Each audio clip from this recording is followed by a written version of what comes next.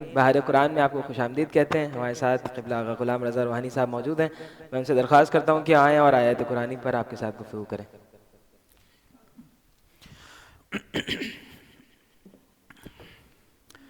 اعوذ باللہ من الشیطان الرجیم، بسم اللہ الرحمن الرحیم۔ الحمد للہ والصلاة والسلام علی اہلہا، اما بعد فقد قال اللہ الحکیم فی کتابہ المبین، بسم اللہ الرحمن الرحیم۔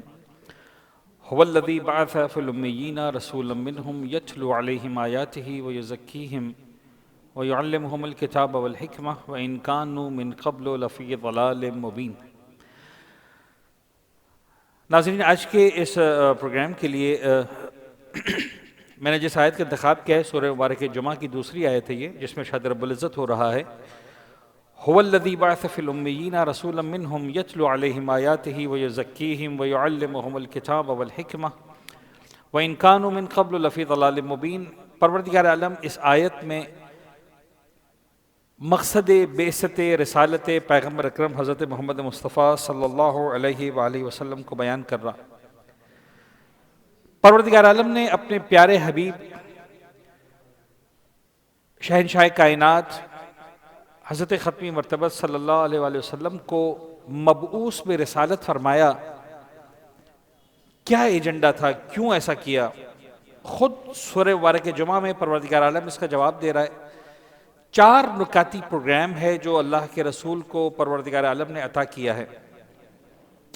هو الذی بعث فی الامیین رسولا منہم، خدا وہی ہے جس نے امیین میں سے ایک رسول کو بھیجا جو انہی میں سے تھا۔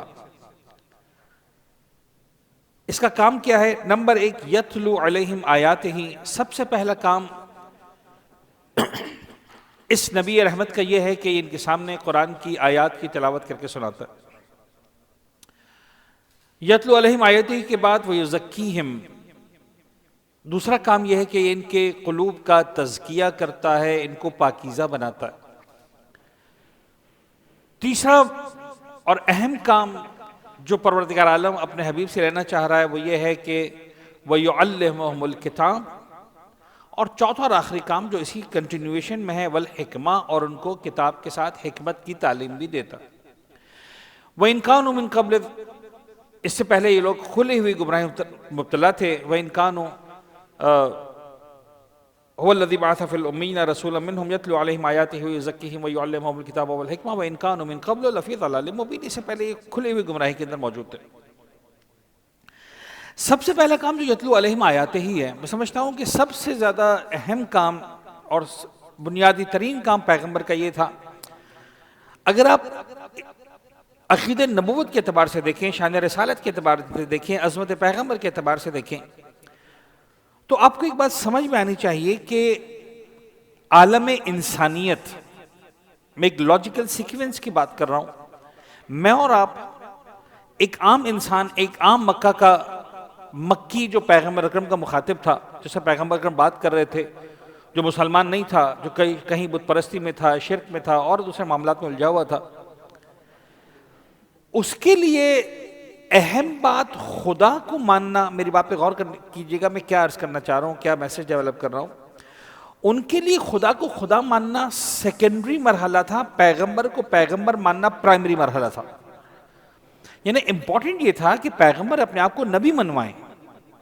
جب وہ اپنے آپ کو نبی منوائیں گے تو خود بخود پروردگار کی وحدانیت اور پروردگار کی توحید ثابت ہو جائے گی۔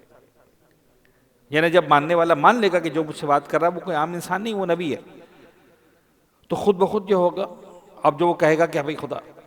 تو پیغمبر اکرم کو سب سے پہلے اپنا وجود بنوانا تھا، اور وہ اپنا وجود بنوانے کے لیے کہ میں خدا کا نمائندہ ہوں۔ اچھا، ظاہر سی بات ہے کہ یہ الگ نہیں ہے خدا اور پیغمبر اکرم کی عقیدہ۔ یعنی پیغمبر اکرم کو جب یہ منوانا ہے کہ میں خدا کا نمائندہ ہوں تو کیا کرے؟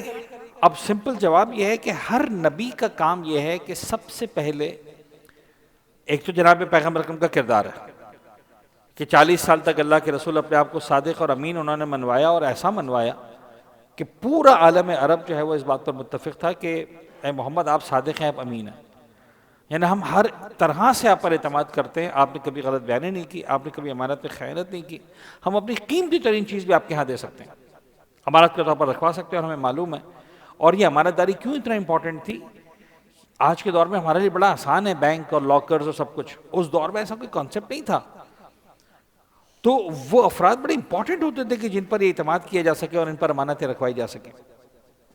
یہ کہتے تھے آپ صادق اور امین ہیں. اب پیغمبر اکرم اپنے آپ کو نبی کیسے منوائیں؟ تو نبی منوانے کے لیے ضروری ہے معجزہ. یتلو علیہم آیات ہی کا جو ٹارگٹ آڈینس ہے وہ مسلمان نہیں ہے. یتلو علیہم آیات ہی کا ٹارگٹ آڈینس ہے کافر، مشرک. تو پیغمبر جب کافر کو آیت سنائیں گے تو یہ قرآن کی آیات کی تلاوت جو ہے وہ not like normal تلاوت. Actually this is the presentation of معجزہ. یعنی جس طرح جناب موسیٰ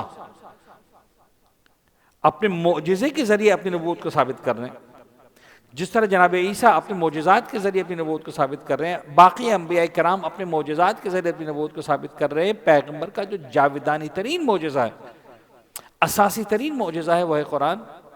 اور پیغمبر اس کو کیسے ثابت کر رہے ہیں؟ اس معجزے کو پیش کر رہے ہیں. تلاوت آیات جو میں سمجھاؤں ان آیات سے وہ یہ ہے کہ تلاوت آیات یعنی ایکچولی دا پریزنٹیشن آف معجزہ.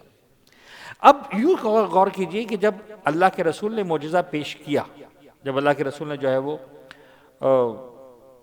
قرآن کی آیت سنائی اور ان کو سمجھ میں آیا کہ بابا یہ ایک عام انسان کا کلام نہیں ہے، تو وہ ٹارگٹ آڈینس سمپل ہم سمجھنے کی کوشش کرتے ہیں کہ بھئی دو حصوں میں ڈیوائیڈ ہو گیا. ایک حصہ وہ تھا جو ایمان لے آیا پیغمبر اکرم پر، اور ایک حصہ وہ تھا جو ایمان نہیں لایا.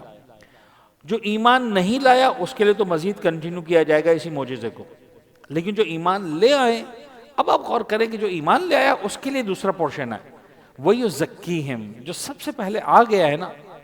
اب اللہ کے رسول کا کام یہ کہ اس کے دل کو پاکیزہ کرے. ٹھیک ہے یہ ایمان لے آیا ہے لیکن بہرحال اسی ماحول سے نکل کر آیا ہے. یعنی اب تک اس کا مائنڈ سیٹ وہی ہے کہ بیٹی کو زندہ دفن کر دینا کوئی عیب کی بات نہیں ہے، عورت کو عزت دینا عیب کی بات ہے، کسی کا مال پہ قبضہ کر لینا ٹھیک ہے، کوئی مسئلہ نہیں ہے. ٹھیک ہے میں نے خدا کو مان لیا، رسول کو مان لیا، لیکن ابھی تک چونکہ اسلام ڈیولپ نہیں ہوا لہٰذا وہ اسی مائنڈ کے سیٹ کے ساتھ آ رہا ہے. لہٰذا پیغمبر کا پہلا کام تلاوت آیات کے بعد جو دائرہ ایمان میں آیا وَيُزَكِّيهِمْ، کہ ان کے دلوں کو پاکیزہ بنائے، ان کے دلوں کو صاف کرے.